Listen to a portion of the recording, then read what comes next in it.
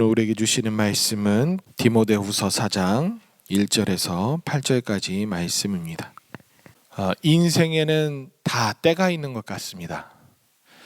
여러분들에 비하면 아직 젊지만 저도 인생 100세를 살아가는 그 시대에 걸맞춘다면 한 반환점이 이제 돌아가려고 이렇게 하는 그 나이쯤 된 것 같아요. 그러면서 가정도 꾸려보고 또 살아보는 인생들을 이렇게 경험해 보면서 느끼는 거는 인생은 때가 있는 것 같구나. 그 말이 조금씩 더 많이 깊이 다가오는 것 같아요. 그래서 전도서 3장 말씀을 읽으면 그 말씀이 읽을 적마다 다르게 느껴지는 거 있죠. 조금 더 이해가 된다고 해야 될까요? 그런 생각들이 드는 것 같아요. 3장 1절 말씀에 이런 말씀이 있습니다. 모든 일에는 다 때가 있다. 세상에서 일어나는 일마다 알맞은 때가 있다. 세번역 성경 말씀이죠. 조금 더 읽어드릴까요? 찾지 않으셔도 돼요. 태어날 때가 있고 죽을 때가 있다. 심을 때가 있고 뽑을 때가 있다. 죽일 때가 있고 살릴 때가 있다. 허물 때가 있고 세울 때가 있다. 올 때가 있고 울 때가 있고 웃을 때가 있다. 통곡할 때가 있고 기뻐 춤출 때가 있다. 이런 것처럼 이렇게 패턴들이 이렇게 보면 전도서에서 얘기하고자 하는 그 의미들을 우리가 알 수 있어요. 근데 오늘 말씀을 읽어보면서 저는 한 구절을 이렇게 조금 더 넣었으면 좋겠는 그런 마음이 든게 있죠. 오늘 말씀을 읽으면서 제가 한 구절 넣고 싶은 건 이거예요. 올라갈 때가 있고 내려갈 때가 있으며 시작한 때가 있고 끝날 때가 있다. 어쩌면 우리가 등산을 하거나 무엇인가 바라보고 성공을 위해서 쫓아갈 때는 자꾸 올라갈 것만 생각을 해요. 그런데 어느 정점을 지나면 지날 때가 있고 내리막길을 갈 때가 있다는 것을 우리는 인생을 통해서 알아요. 그리고 또한 시작한 때가 있으면 마무리 지을 때가 있다. 그것도 우리는 알아요. 우리가 어떤 임직 무엇인가 일을 시작하는 그런 시점이 있으면 은퇴하고 마무리 지을 때도 있다는 것도 우리는 인생에서 알게 돼요. 근데 한창 달려갈 것만 생각하다 보면 그 끝을 모르고 우리는 살아가게 돼 있어요. 그래서 전도서에서 이런 패턴으로 다 인생에 때가 있다라는 그 의미를 따졌을 때 오늘 말씀은 이 한 문장처럼 시작한 때가 있으면 마무리 지을 때가 있어. 그래 올라갈 때가 있으면 내려갈 때가 있어. 그것을 가르쳐 주는 것만 같아요. 오늘 보면 6절 말씀에서 표현된 것 중에서 사도 바울이 이렇게 얘기해요. 전제와 같이 내가 벌써 부어지고 나의 떠날 시각이 가까웠도다. 바울 사도는 자신이 죽을 그 시점 그거를 몸소 느끼고 있었던 것 같아요. 그것이 다가오니 자신이 재물처럼 피 흘릴 것을 시사하는 그것을 드러내주고 있는 표현이 바로 6절 말씀이에요. 편지 말미에 그가 이렇게 쓴 이유가 무엇일까요? 편지 말미에는 축복을 빌어주는 게 맞을 거고 무엇인가 격언을 해주면서 다독여주는 것이 더 맞을 터인데 아주 강한 이야기를 해주고 있어요. 그리고 어쩌면 아들처럼 여겼던 이 디모데에게 이별처럼 얘기해주는 그런 말처럼 느껴져요. 최후의 발언이라고 해야 될까요? 그렇게 얘기해주고 있어요. 근데 바울 사도가 그런 디모데에게 이렇게 말을 해요. 너는 말씀을 전파하라. 때를 얻든지 못 얻든지 항상 힘쓰라. 범사의 오래 참음과 가르침으로 경책하며 경계하며 권하라 하고 이렇게 얘기해줘요. 이 표현은 그냥 단순히 그렇게 해 이런 정도로 얘기하는 것이 아니라 아주 힘주어 얘기하고 있는 것을 보게 돼요. 젊은이들은 이런 표현을 써요. 내가 힘주어서 강조해서 말하는 거야 라고 할 때 쓰는 단어가 뭔지 아세요? 궁서체로 말하고 있어. 글씨를 보면 궁서체 있죠. 붓글씨처럼 진하게 쓰잖아요. 그래서 나는 지금 그냥 가볍게 얘기하는 게 아니라 궁서체로 말하는 거야. 이 말은 되게 심각하고 힘주어서 말한다는 것을 얘기해요. 그것처럼 사도 바울은 아들 디모데에게 궁서체로 말하는 거예요. 아주 힘주어서 강하게 얘기하고 있어요. 그 이유가 무엇일까요? 1절 말씀에서 그 힌트를 볼 수 있어요.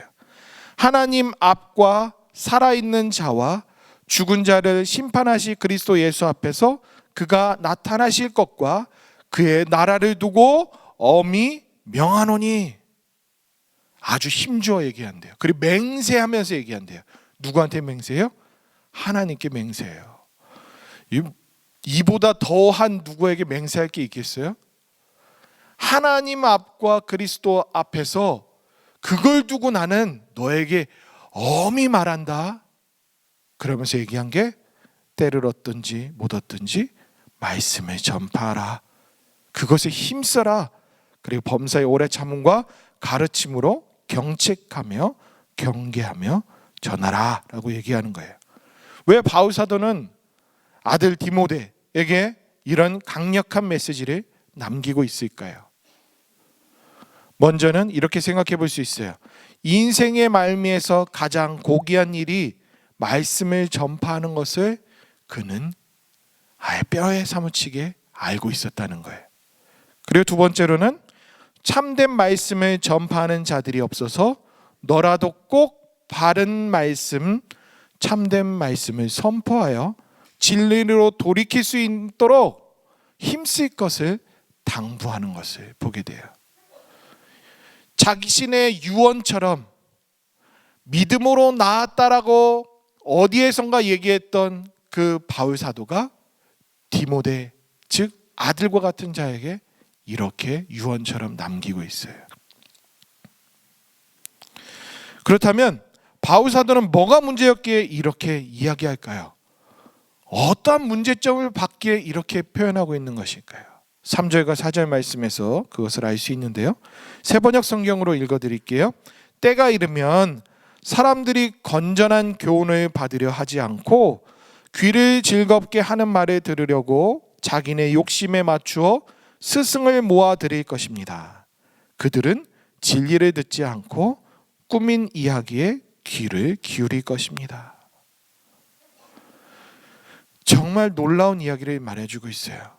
바울 사도는 어쩌면 말세의 징조 때는 이런 일이 있을 거야 라는 것을 예견하는 것처럼 그런 때가 있으니 너는 반드시 이렇게 해라, 힘써라 라고 얘기하는 것 같이 느껴져요. 어쩌면 이 말씀이 저는 개인적으로는 제 마음에 흐트러진 그 마음을 다잡게 해주는 말씀으로 다가왔어요. 그리고 두려움도 다가왔어요. 제가 왜 두렵게 느껴졌냐면 말씀의 홍수 시대에 살고 있다라는 표현들을 종종 설교자들이 하잖아요. 왜일까요? 우리가 설교를 듣는 데 있어서 엄청 애쓰지 않아도 스마트폰으로 클릭 몇 번이면 리모컨으로 몇 번 누르기만 하면 설교를 내가 듣고 싶을 때, 말씀을 더 공부하고 싶을 때 흔히 찾아오게 되는 그런 시대에 살고 있어요. 그래서 말씀을 차고 넘쳐서 홍수의 시대라고 표현들 해요. 그런 설교의 강의가 엄청 많은 이 시대에 참된 말씀을 전하고 있는가? 나는 바른 말씀을 전하고 있는가? 이 생각을 하니 두려움으로 다가왔어요. 어느 날 이재철 목사님 그 유튜브에서 듣게 됐어요. 한 1분짜리 짧은 영상이었는데 무슨 말씀할까 하고서 눌러봤는데 거기에서 제 마음을 아주 울리게 하는 그런 문구가 있었어요. 말귀가 있었어요. 설교는 잘하는 것보다 참되게 전하는 것이 중요합니다. 이런 말이었어요. 저는 그 의미가 무엇인지 어렴풋이 다가왔는데 곰곰이 생각해 보니 참 중요하다 생각되어졌어요. 어쩌면 설교자는 잘 하려고 너무 애써요. 그러다 보니 하나님의 말씀을 전하는 데 있어서 하나님의 두렵고 떨림을 전할 때 있는 것이 당연한데 그러지 않고 듣는 사람들의 귀에 알맞게 전하려고 무엇인가 이 말을 하면 좋아하겠지 하는 그 사람의 마음을 더 헤아리며 전할 때가 있는 것을 저는 알게 됐어요. 심지어는요, 어떻게 설교하면 성도님들이 은혜 받는지 1년 만에 깨달았어요. 무섭더라고요.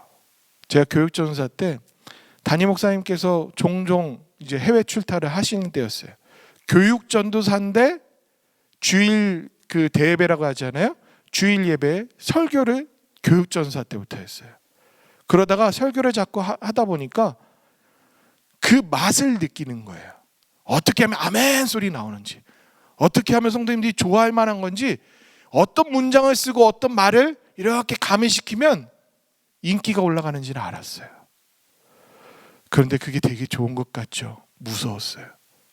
이 앞에서 하나님 말씀 전하는 자가 그 맛을 들으니 인기몰이 하고 싶은 설교를 하고 싶어져요. 그게 때때로 설교자들의 마음이더라고요. 그랬을 때 바울 사도도 이런 말을 해요. 3절과 4절 말씀이 이런 말이에요. 귀에 듣기 좋은 설교, 거리낌 없게 전하는 설교, 죄악된 본성을 충족시키는 설교, 기록된 하나님 말씀이 아닌 꾸며낸 이야기들로 가득 채운 설교, 그런 설교가 난무할 때가 있다. 그런 때가 바로 하나님 말씀을 참되게 전하기보다, 그래서 바른 교훈으로 전하라 라고 디모데에게 얘기하는 거죠. 유언처럼 너 목회하는 동안에 바른 말씀을 전해. 하나님 말씀을 때를 얻든지 못 얻든지 전할 수 있기를 바라요. 그것이 책망이 되고 경책하는 그런 말씀이면 그래도 전해. 이 말을 해주고 있는 거죠. 어쩌면 설교자가 청중들, 성도님들에게 좋은 설교를 하고자 하는 그런 욕구들이 반영됐을 때 그 마음의 중심이 흐트러지게 돼 있어요. 그랬을 때 감언이설이라고 하죠. 달콤한 소리들을 많이 할 수밖에 없어요. 그랬을 때 이 히브리서 말씀이 우리에게 경종을 울려요. 히브리서 4장 12절과 13절 말씀 여러분들이 잘 아실 거예요.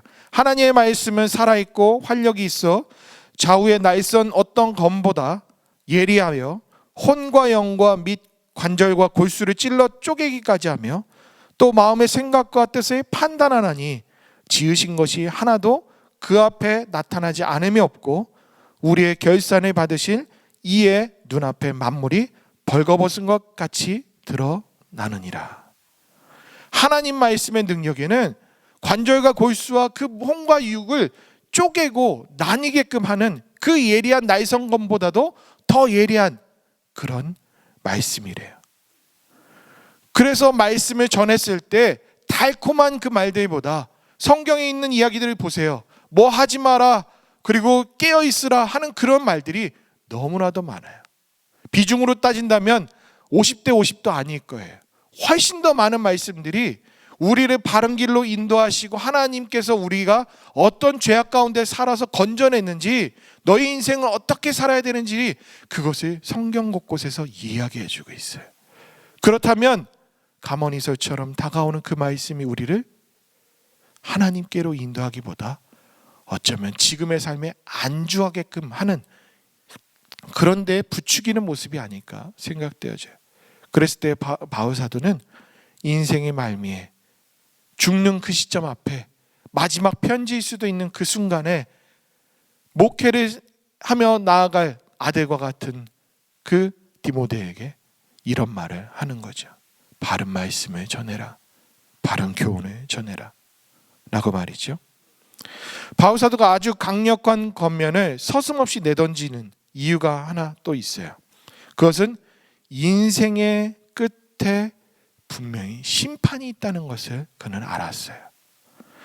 7절과 8절 말씀 보실까요? 나는 선한 싸움을 싸우고 나의 달려갈 길을 마치고 믿음을 지켰으니 이제후로는 나를 위하여 의의 면류관이 예비되었으므로 주 곧 의로우신 재판장이 그날에 내게 주실 것이며 내게만 아니라 주의 나타나심을 사모하는 모든 자에게 도니라. 이 말은 뭐예요?